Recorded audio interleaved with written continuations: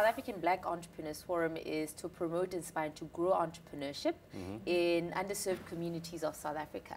I'm glad you're mentioning an ecosystem, because essentially being an entrepreneur, you have to exist within an ecosystem that's supportive. So that's essentially what the forum does.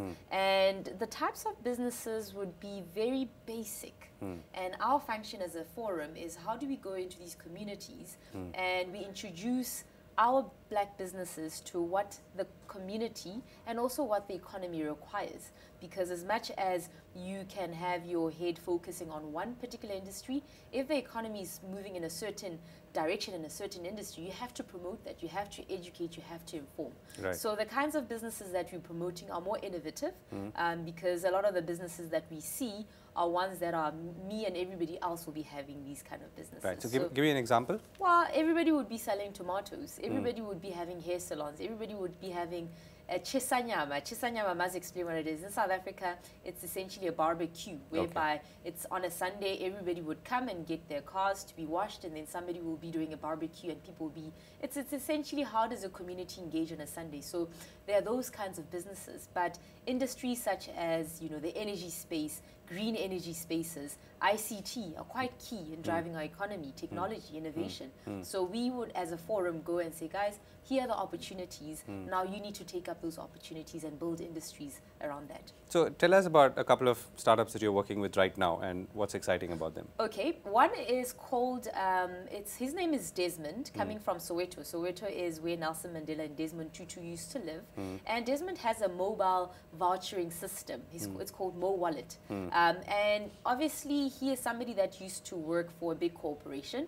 We went into Soweto, we did a startup weekend whereby it's about ideas and how do we help small businesses get their ideas out there and refine their ideas and make them into proper commercial models. So through that whole experience in his particular township, we are able to identify Desmond's idea as that idea that we can actually take up and incubate him for a period of time and he would be a success. So after 3 months of being part of the startup weekend, Desmond was able to quit his job, you know, forget about everything, you know, take up the risks and then go out there and say, hey, I'm Desmond, I'm a young South African, I'm coming from a township environment, but I have a very valuable product, which is Mo Wallet. That's something that he could sell now to all these retailers because it's mobile vouchers. Right. Everything tends to be very mobile driven. Yeah, so now it's a mobile way of how do you engage your consumers. It's a mobile voucher. So, and it's an interesting point, I mean, or an example, because what's the bigger hurdle here? I mean, is it the ability of people to, you know, get out of their confined spaces and take the leap? Or is the challenge of getting a good idea bigger than that? Or is it capital, which in any case is everyone's problem? I would say it's a function of all. It's great that we have now an emergent group of young people with ideas because now they have a mindset of, I'm not going to be a doctor, I'm going to be an employer, I'm going to be an entrepreneur. So the ideas are coming. They're looking around the environment and saying, what can I do to actually resolve some of the problems? Because being a business is solving a problem. Right. So they would be able to identify the problem, but now is what next? What do I do? Do I have a country that supports me as a small, you know, upcoming business? Yes, we do.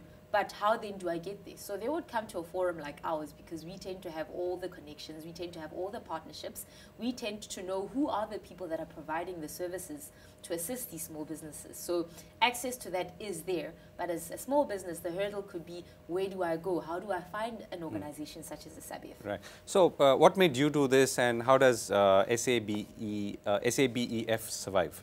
Well, essentially, we are a non-profit organization, but we make it very clear that what we are doing is a socio-economic imperative. We're not a charity. South Africa needs to grow an emergence of small businesses and develop them into eventual industries and multinationals. So how we go about is we would have corporations, big business, identify what it is that we are doing. And then how does that then collaborate? How do we collaborate with them and go into these communities and build small businesses? Or how do we support the small businesses within their respective supply chain? So then we would get the big business to fund our initiatives. Right. And do you take stakes in some of these startups? Or? No, we don't take a stake. Okay. We purely to support and we purely to advance small businesses. So we're not a private equity firm. However, we will advance to a point whereby now we have been able to get these small businesses to grow, you know, and we've played a very critical part in their growth. So then we would perhaps take a stake within their businesses. But at this point is, how do we create that foundation that will enable them to leapfrog from where they are to starting? Right. So we deal with the foundation. Right. And any last question. I mean, any company that's sort of closer to I don't know, exit is not the right word, but which has sort of grown in since you've started SABEF? Or? Yes, we have. I mean, we have somebody that started with us, let's say 3 years ago. And now they've been able to employ more people. I wouldn't say they're able to exit because we're not a private equity company. Yeah. However, we've seen them grow from a point of a one-man show that didn't have a clear market, that didn't have. What was the product? The product was she goes into companies and she's able to help them with their internal communication, because sometimes companies, that's not necessarily a function that many companies can afford to do.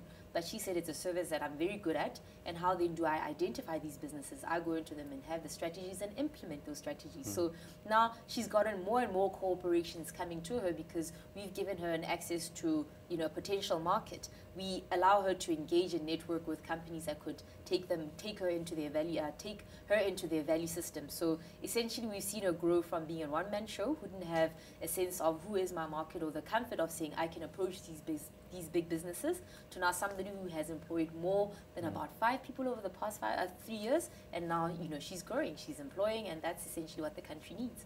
And that's a good note to end on, Matsi. Thank you so much for speaking to us. It's a pleasure. Thank you.